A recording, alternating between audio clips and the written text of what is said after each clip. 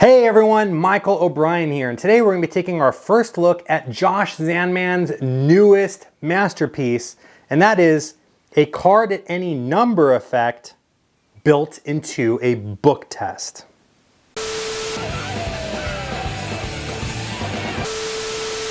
Hey everyone, Michael O'Brien here, and welcome back to another first look video where our job is to take a closer look at some of the latest and greatest magic products before they've even hit the shelves. And today, we're gonna be taking a look at A Christmas Carol. This is the newest addition to the Zandman book test series, and the first of its kind to feature a card at any number method built into the book test.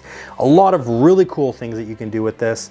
If you're familiar with any of Josh Zandman's books, you know that he always jam-packs his book tests full of methods, and this one is no different.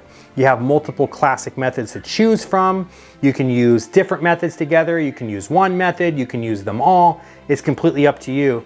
And of course, he has also built this to be able to perform a card at any number effect using any deck of cards. There's no gimmick here. You could pick up any deck of cards that you want to use off of your shelf, and you can perform this effect. So let's go ahead and take a look at A Christmas Carol and find out what all is included in here.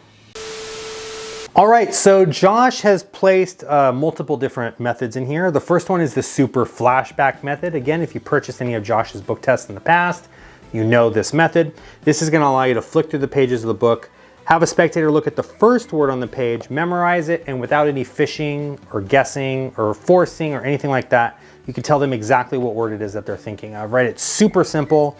I would venture to guess that someone that's practiced maybe 15, 20 minutes with this will be able to go out and start reading people's minds just using this one method, right? So super easy. Here, I'll give you guys a little demonstration. I'm not even gonna look. I just flick through the pages. The spectator says stop anytime that they want. Look at the first word on the page. I don't know if you could see it or not, right? They would memorize that word. And I'm seeing, like, it starts with the letter F, I want to say. It ends with a G. Think of a letter somewhere in the middle of the word. I'm seeing like the letter W, perhaps. Is the word that you're thinking of frowning? Right? And super simple. It feels like I'm trying to figure out what word it is, but honestly, I knew the word before they even did. It's that easy. The book just straight up tells me what it is. And this is examinable too. You can hand the book out. The spectator could flick through the pages. You're gonna see that the word is not duplicated anywhere. It's not repeated over and over. It really is examinable. Now, this is what I like to call lightly examinable, right? What does that mean? They can flick through it and they can check it out at a glance. You're not gonna want them to sit here and like read it like a novel, because if they do that, it's not gonna make sense. Of course, it's been modified to be able to perform the various methods that are included. But it is examinable at a glance. You can hand the book to someone, you can tell them to flick through it, and there's not really anything for them to find, right? So that's the first, as I throw the book at you, that's the first thing that this does. This is also set up with a tossed out book method. So what does that mean? You can take the book, toss it out into the audience. You can have a random spectator in the audience flick through to a random page. And instead of looking at the first word this time, they look at the last word on the page and close the book.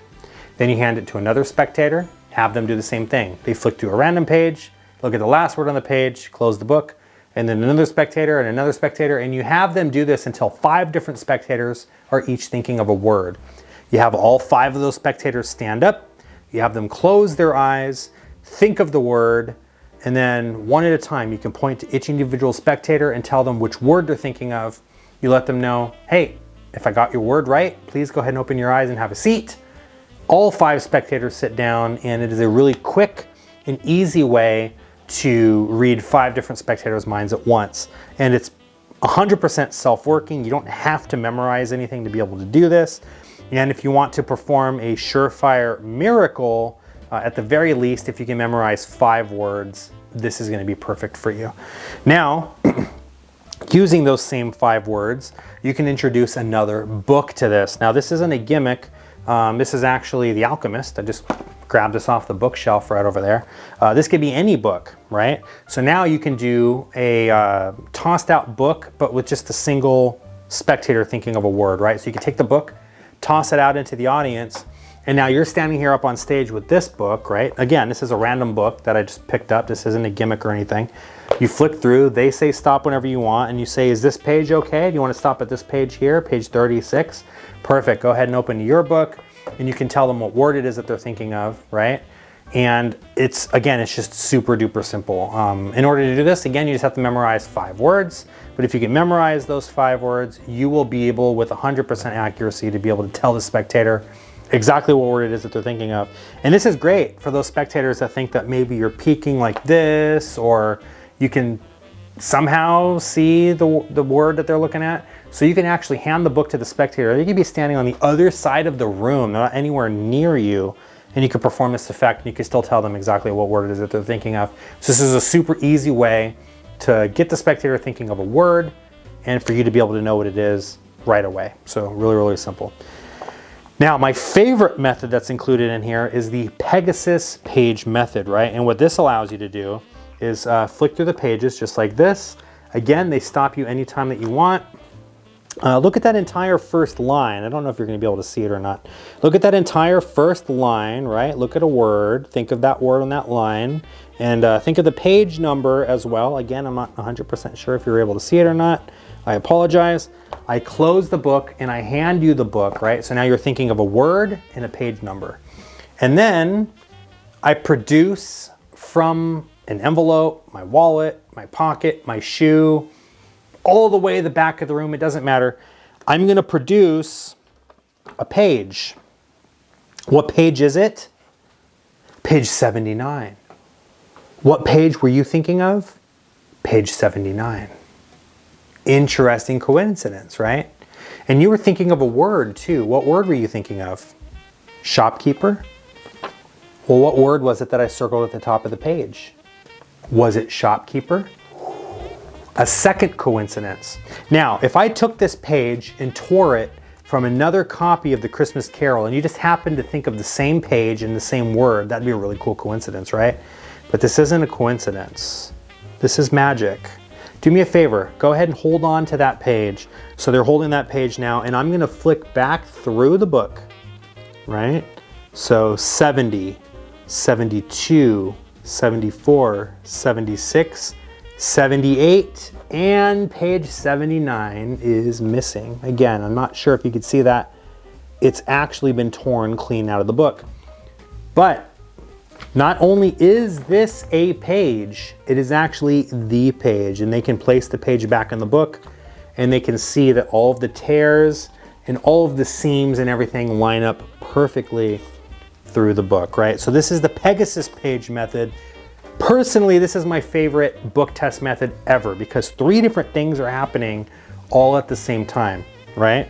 You have a mind reading effect, you have a prediction effect, and you have a transportation effect where the page physically vanishes from the book and you can make it appear anywhere that you want. And again, it truly is an impossible location. If you're performing this, this is a Christmas Carol, right? You're performing this maybe during like a holiday party or something.